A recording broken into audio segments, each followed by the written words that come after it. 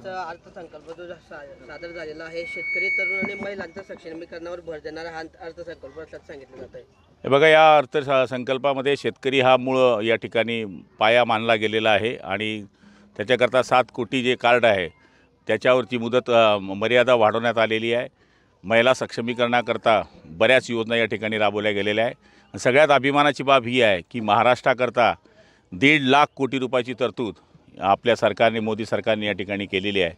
त्यामुळे महाराष्ट्राला महिला सक्षमीकरण असतील, पायाभूत गरजा असतील, शेतकऱ्यांचं किसान कार्ड असेल किंवा इतर सगळ्या ज्या गोष्टी आहेत त्याच्याकरता सरकारने लक्ष दिलेलं आहे। त्याबद्दल केंद्र सरकारच्या या अर्थसंकल्पाचं मी अभिनंदन करतो। एक वक्तव्य केलेलं आहे की उद्धव ठाकरे आणि एकनाथ शिंदे यांना मी एकत्र आणणार असं संजय शिरसाट म्हटले। हे बघा, ते संजय शिरसाटांचं वक्तव्य मी काही पाहिलेलं नाही आहे, पण आता तो त्यांचं स्वतःचं व्यक्तिगत मत आहे की पक्षाचं मत आहे हे अजून मला माहीत नाही, पण मला तरी असं वाटतं ते त्यांचं व्यक्तिगत मत असावं। राज ठाकरेंनी ईव्हीएम विरुद्ध संशय व्यक्त केलेला आहे आणि त्याचं सामनामधून आज समर्थन करण्यात आलेलं आहे।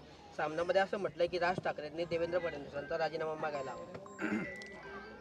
हे बघा, ज्यावेळेस पराभव होतो त्यावेळेस ईव्हीएमवर खापळ फोडलं जातं। ज्यावेळेस लोकसभेमध्ये आमच्या जागा कमी आल्या त्यावेळेस ईव्हीएम चांगलं होतं, पण विधानसभेला आमच्या जागा महायुतीच्या चांगल्या आल्या तर मग त्याच्यामध्ये गडबड झाली होती।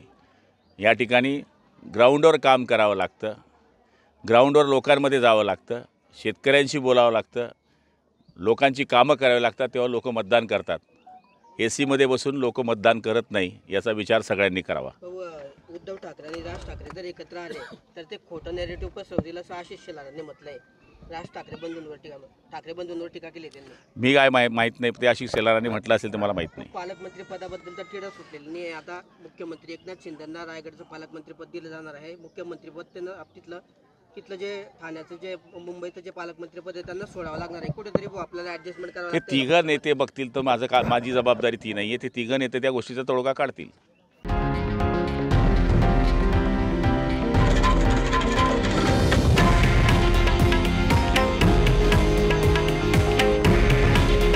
हे आहे देशातील नंबर 1 न्यूज नेटवर्क आणि आपण पाहत आहात TV9 मराठी। काळजी तुमची, हित महाराष्ट्राचं।